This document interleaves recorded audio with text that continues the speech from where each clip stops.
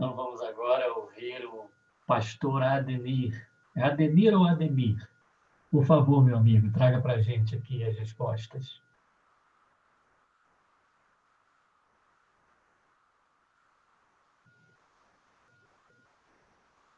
O pastor está por aí, caiu. Está aqui, está desligado o microfone. Sim, já está chegando. Isso, ok. Desculpa, eu acabei deixando o microfone desligado. Uhum. Bom, eu estou aqui representando os protestantes, né? Não estou falando só em nome da minha denominação, que é a Igreja Congregacional.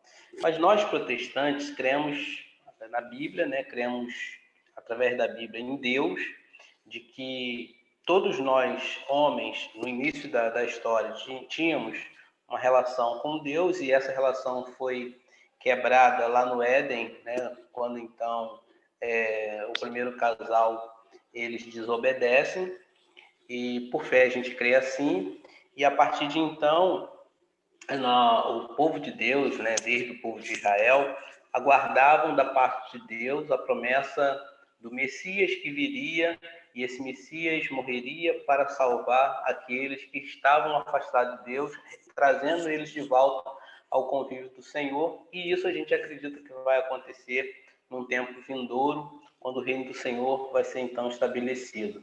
Então a gente crê que todos nós que não temos a Cristo como Senhor de nossas vidas, cremos que nós estamos afastados de Deus. Então nós precisamos de Cristo, porque Ele é o único caminho, Ele é o mediador, Ele é aquele que nos conduz de volta para Deus. Então essa é a nossa crença. É isso que nós ensinamos aos nossos membros, aos nossos adeptos. A base da nossa doutrina é a própria Bíblia, porque nós acreditamos que nela contém todos os ensinos de Cristo para aqueles que desejam fazer parte do povo de Deus. E, assim, como é que ela se organiza? Como eu disse, nós somos protestantes, a gente sabe que muitos já sabem que nós somos descendentes da Igreja Católica, né, o movimento de reforma do século XVI, mas o congregacionalismo, que é a denominação da qual eu faço parte, ela chega no Brasil no século XIX, em 1855, trazido por um missionário chamado Robert Reid Calley, e aqui, então, se desenvolve todo o trabalho congregacional. Nossas igrejas, elas são autônomas e também democráticas. Os trabalhos são muito livres, as pessoas são livres para servirem a Deus. E assim a gente vem levando, a gente vem trabalhando para o Senhor, crendo e aguardando a volta de Jesus. Estamos abertos a todos para dialogar. A gente sabe e vê que no meio protestante existem muitos extremos, existem muitas pessoas que muitas das vezes, sem conhecimento, falam coisas que não têm a ver com os ensinos de Jesus, mas eu acredito que a grande maioria que entender os ensinos de Jesus são aqueles que abraçam todas as pessoas, que não julgam ninguém, que estão abertos a viverem em paz, aguardando a volta de Jesus. Obrigado, pastor Ademir. Tem uma sequência agora, para fecharmos esse bloco, o pastor Alexandre, também trazendo as suas considerações. Obrigado, Rafael. Obrigado às irmãs e irmãos presentes. O protestantismo do qual eu venho é o protestantismo que, assim como falou o pastor Ademir, chega ao Brasil no século XIX. No século XIX chega o presbiterianismo do sul dos Estados Unidos, escravagista, a favor da manutenção da escravidão no país, somando esforços para manter um cristianismo que foi implementado nacionalmente sob o peso do estupro, do assassinato, da dizimação de índias e índios e da manutenção da diáspora africana no Brasil. É desse protestantismo que eu venho. Mas, apesar disso, o protestantismo aponta para um Jesus de Nazaré, que foi preso político pelos romanos e também pelos judeus, morreu assassinado depois de 2 sessões de tortura, morreu como herege para a tradição religiosa judaica e morreu como preso político para a tradição romana. Esse Jesus de Nazaré que jamais privatizou bênção divina e foi capaz de curar o servo do centurião romano, que, segundo a tradição cristã, era gentil ou pagão. Ele foi capaz de abraçar e reconhecer a cananeia, que suplicou contra a fala dele, a bênção para sua filha. Ele foi capaz de abrir mão de algumas certezas exatamente para lidar com tradições adversas.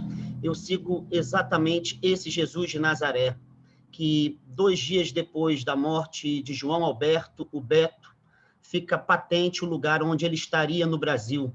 Ele estaria no lugar da pessoa negra, violentada, assassinada, martirizada, porque foi esse o lugar em que ele cresceu, nasceu e viveu, no vilarejo de Nazaré, que, segundo alguns historiadores, não chegava a 1.000 pessoas. Ele morreu sob a pior morte do seu tempo, o suplício de uma cruz, exatamente como maldito aos olhos de Deus, segundo a religiosidade imperante no seu tempo.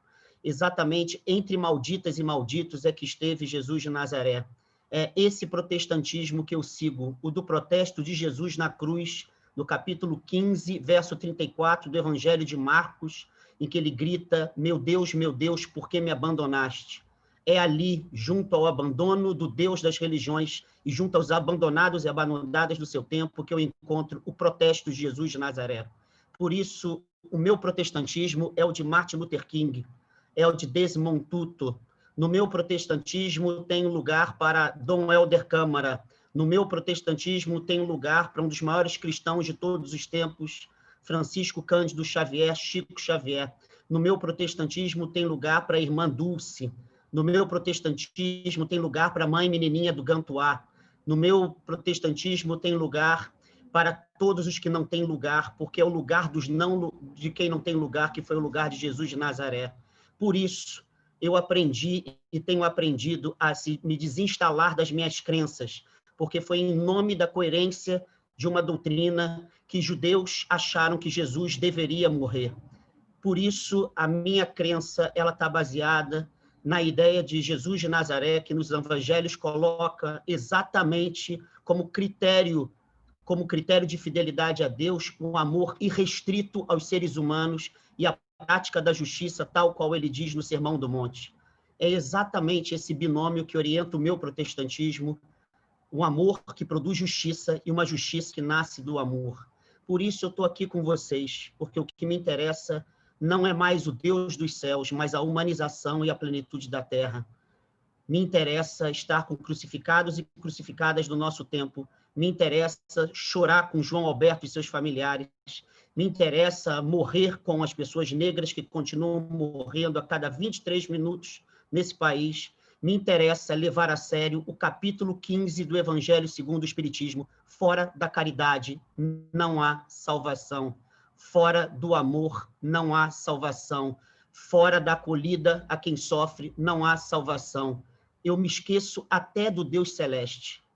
E eu que peço a esse Deus que eu aprendi a desaprender, que me faça lembrar dos outros e das outras, que não tendo lugar, assumem o lugar que Jesus me interpela a cada dia. Obrigado por estar aqui com vocês. Muito grato, pastor Alexandre. Vejam que interessante, cada um dos representantes é um universo, é um mundo. Cada um traz a sua vivência, as suas experiências, e de maneiras assim muito multifacetadas, nos trazem perspectivas comuns a eles, né, das suas espiritualidades. E vamos entrar agora, então, no terceiro bloco, o bloco de ouvir e responder as perguntas dos inscritos. Recebemos muitas, algumas de caráter geral e algumas poucas direcionadas. Podem fazer mais perguntas que os mediadores estão coletando.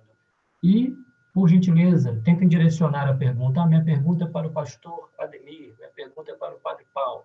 Tentem direcionar, tá? São muitas as perguntas, eu selecionei 2 agora, vou passar para cada um de vocês, representantes, responder em 3 minutos, se desejarem, nenhum de vocês é obrigado a responder. Mas eu selecionei 2 que considero mais relevantes para o agora. A primeira delas, serão 2 perguntas, tá? 3 minutinhos para cada um. A primeira delas é o seguinte: o que vocês entendem por unidade religiosa? Uma pergunta do Daniel. O que vocês entendem por unidade religiosa? Para todos. E uma segunda pergunta para todos, eu acho muito importante também, é a do André. Uma pessoa que não tem religião é uma pessoa incompleta? Então vamos na sequência, começando lá pelo Felipe. 3 minutinhos, Felipe.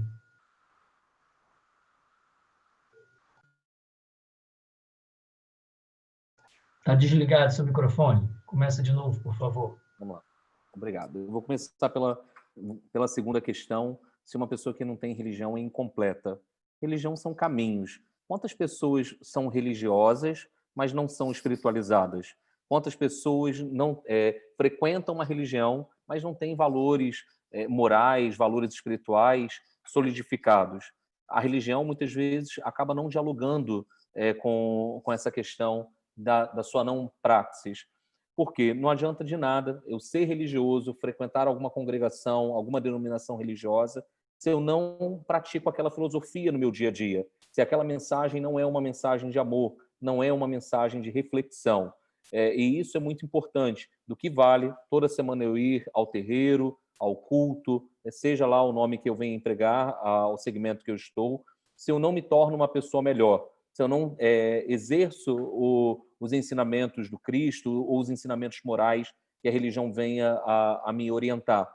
A minha vivência deve ser norteada a partir desses valores apregoados. Senão se torna vazio, senão é meio que um castelo de areia.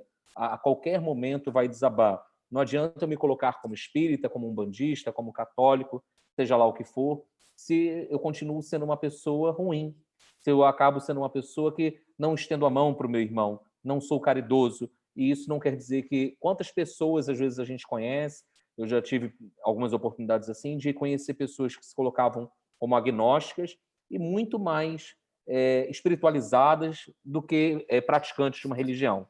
Então, a religião, na minha visão, não traz uma completude. A religião pode ser um caminho a me auxiliar para essa completude. O meu processo de singularidade, o meu processo de individuação nessa encarnação depende da minha transformação interior, depende do diálogo entre filosofia e prática.